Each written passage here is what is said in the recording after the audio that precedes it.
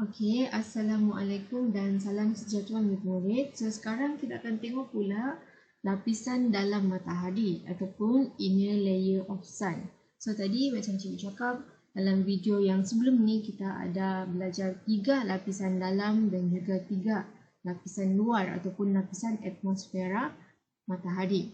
Okay, jadi kita akan tengok dulu 3 lapisan dalam yang kamu perlu tahu untuk tingkatan 3.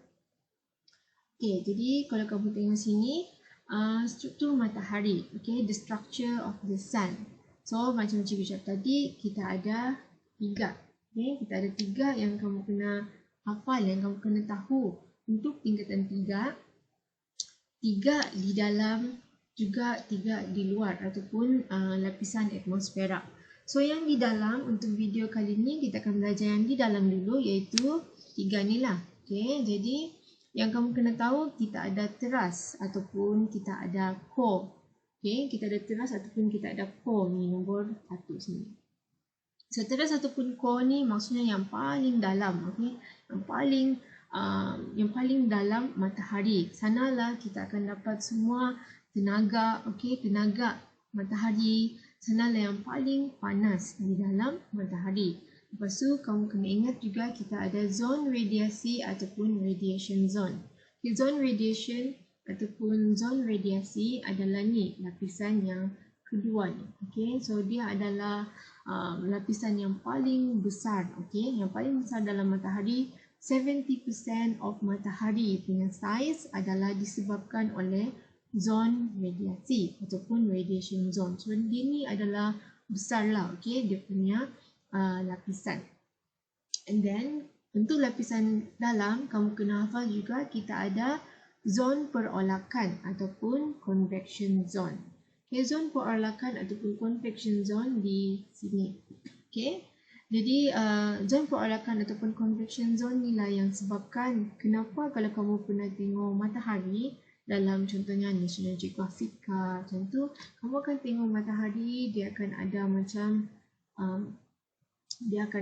pergerakan. Okay, dia ada pergerakan di luar. Okay, sini cikgu tidak ada video, sebenarnya cikgu akan tunjuk video dekat dalam kelas.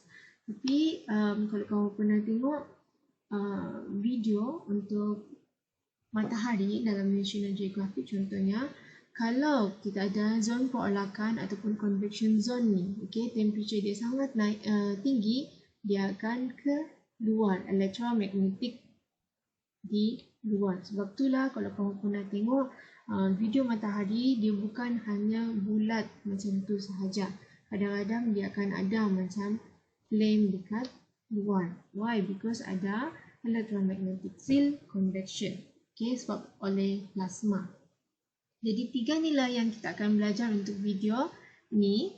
Kita akan belajar dulu yang core, teras, and then kita akan belajar radioactive radiation zone, zone radiasi, and juga kita akan belajar zone perolakan, convection zone. So, 3-3 ni adalah di bahagian dalam. Okay, bahagian dalam ataupun inner layer. Okay, so kita akan tengok dulu yang first, teras ataupun core of the sun. Okay, so ni matahari lah. Okay, so how big and how powerful. So, itulah kita akan tengok satu persatu. Apa yang bagi tenaga untuk matahari ni? Apa yang bagi matahari ni panas? Okay, jadi kita akan tengoklah satu per satu. Okay, satu per satu. Okay, so untuk teras ataupun core ni adalah yang paling panas sebenarnya. Yang paling panas ataupun sangat panas. Why? Because dia yang paling dalam and dialah yang akan bagi tenaga untuk matahari. Okay, dia akan bagi tenaga untuk matahari. Pusat matahari ataupun dia akan bagi tenaga. Dia adalah the source of energy of the sun. Okay, dia adalah source of energy of the sun. Kenapa matahari itu sangat panas? Macam mana dia dapat tenaga dia? Adalah daripada teras ataupun dia punya core. Okay, so di dalam ni lah adalah kita matahari punya tenaga. Ini dia akan keluar. Okay, so maksudnya yang ni adalah paling panas bila dia keluar sikit satu layer, kurang sikit sejuk. Dia keluar lagi satu layer, kurang sikit sejuk. So, maksudnya yang paling panas adalah di sini and di luar sini adalah yang kurang sejuk. Okay. So matahari dia dapat tenaga daripada dia punya teras ataupun dia punya core. So selalunya dalam soalan objektif kadang-kadang dia akan tanya. So kamu kena hafal lah 15 juta darjah Celsius. 15 juta darjah Celsius kamu punya teras ataupun core, dan dia lah yang akan bagi energy. Okay, the sun punya energy.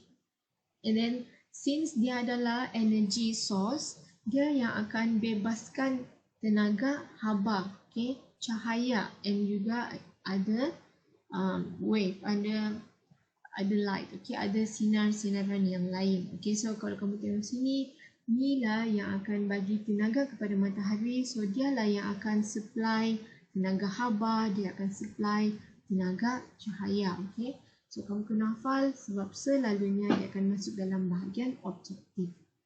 Okay, so tu adalah teras. Dan sekarang kita akan tengok more explanation of teras ataupun core ni. So, macam cikgu cakap tadi, ni adalah core ataupun teras matahari. Okay, teras ataupun core matahari. So dalam ni dia ada 15 juta. Okay, 15 juta degree Celsius. So dalam ni dia ada tenaga yang sangat tinggi, high temperature. Okay, then they enable thermonuclear fusion. Okay, thermonuclear fusion adalah is when kita punya hydrogen and kita punya helium dia akan fuse together and dia akan produce energy. Energy apa? Energy of kita punya sun. Macam cikgu cakap tadi, core ni lah yang akan supply energy kepada sun. Macam mana dia dapat energy dia? Dia ada thermonuclear fusion. Macam mana thermonuclear fusion terjadi? Hydrogen dia akan fuse dengan helium. So bila dia fuse, dia akan buat energy. Energy apa? Energy of the sun. Okay. Sebab itulah di dalam ni sangat panas. Dia yang supply energy dan juga haba.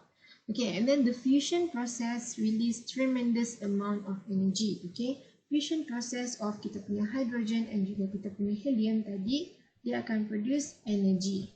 Okay, they can produce energy, making the core the source of sun's energy. So sebab itulah di dalam kita punya teras, kita punya core ni matahari kita punya energy. Okay, the source of the sun's energy. So matahari dapat tenaga daripada teras ataupun core disebabkan oleh thermonuclear fusion. Okay, thermonuclear fusion.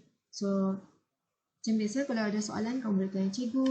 And then kita akan tengok zone radiasi, radiation zone. Okay, yang kamu kena hafal lah, which is bahagian yang kedua dalam. So dia mengumpul tenaga daripada teras. So maksudnya macam cikgu cakap tadi, core ataupun teras yang akan bagi energy daripada sun, and then dia akan dapat energy tu, dia keluar pergi satu layer. So contohnya sini core, okay, dia akan keluar satu layer pergi kita punya radiation zone ataupun zone radiasi. Okay, so macam itulah matahari akan dapat tenaga, and then tenaga tu dia akan bergerak lagi pergi layer yang seterusnya.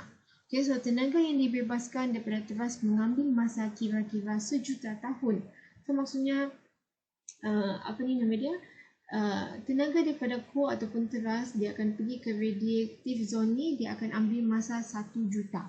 Okay, dia akan ambil masa 1 juta baru dia akan sampai. So sini core dia akan pergi ke radiative zone, dia akan ambil masa 1 juta. So kamu kena hafal lah, kadang-kadang dia masuk dalam objektif. And sebab kita sudah tahu tadi core ni yang paling panas, dia energy dia dah 15 juta. So radiative zone ni kurang sikit dia punya suhu. Okay, dia dalam 5 juta. Okay, di dalam 5 juta dia suhu dia lebih rendah banding dengan teras. Sebab dia cuma dapat energy daripada core. So obviously lah core tu akan lagi panas, akan lagi kuat. So dia 15 and radiative zone hanya 5 juta darjah Celsius. Okay. And the energy is produced from the core of the sun move outwards through the radiation zone in the form of magnetic radiation. So macam cikgu cakap tadi, so sini adalah kita punya core, sini kita punya radiative zone kan. So dia akan bergerak lah, dia akan bergerak pergi ke luar. Okay, dia akan bergerak pergi ke luar. So dia bergerak pergi ke luar dalam ni. Okay, dalam bentuk radiative zone. Magnetic radiation. So, and then the sun radiation zone extend from the core until 70%. So, maksudnya radiation zone ni adalah ataupun zon radiasi ni adalah yang paling besar, lapisan paling besar. Okay, dia ambil 70% of matahari punya structure. So, benda ni adalah senang kamu hafal sebab kalau kamu kalau kamu tengok dekat buku teks pun, semua lukisan untuk radioactive zone ataupun zon radiasi, kamu akan tengok dia sangat tebal. Dia sangat tebal banding dengan lapisan yang lain. Okay? Dia sangat tebal banding dengan lapisan yang lain, 70%. Okay, so yang ni kamu kena hafal, kemungkinan dia boleh masuk dalam objektif juga. Okay, so kita akan tengok yang terakhir untuk lapisan dalam matahari. Okay, zon perolakan ataupun convection zone. So kalau kamu tengok, kenapa nama dia zon perolakan ataupun convection zone? Sebab ni, okay, dia akan bergerak macam ni, akan bergerak macam ni, akan bergerak macam ni. Okay, so contohnya macam ni lah kamu punya convection zone dia. Cara dia bergerak. Okay, cara dia bergerak. So macam ni lagi nyata lah lukisan dia, sini cikgu yang pada saya melukis. So kalau kamu tengok sini, convection zone dia akan ada pergerakan, okay, pergerakan tenaga tu. Okay, so kita akan tengoklah satu per satu. Okay, so kalau kamu tengok sini, zon perarakan ataupun convection zone, okay, dia akan mengangkut tenaga ke bawah permukaan matahari. So, tenaga dipindahkan lebih cepat daripada zon radiasi. So, macam cikgu cakap tadi, daripada teras ataupun core pergi kamu punya radioactive zone, okay, dia akan ambil masa selama 1 juta tahun. Okay. Tapi daripada radioactive zone pergi your punya convection zone, dia kurang sikit. Okay, why? Because dia tidak setebal radioactive zone. Okay, and then suhu tenaga dia akan menurun dengan cepat. So macam cikgu cakap tadi, apa tu nama dia? Dekat core kita ada 15 juta, okay, darjah Celsius. Convection zone adalah 5 juta and radioactive zone adalah 5 juta, convection zone adalah 2 juta. Jadi kalau kamu tengok, makin kita jauh daripada teras ataupun core, makin sejuk dia. Why? Because matahari dia dapat tenaga daripada core. Okay, dia dapat tenaga haba daripada core, daripada teras. So bila dia makin jauh ke arah luar permukaan matahari, so dia makin lama makin sejuk. Okay.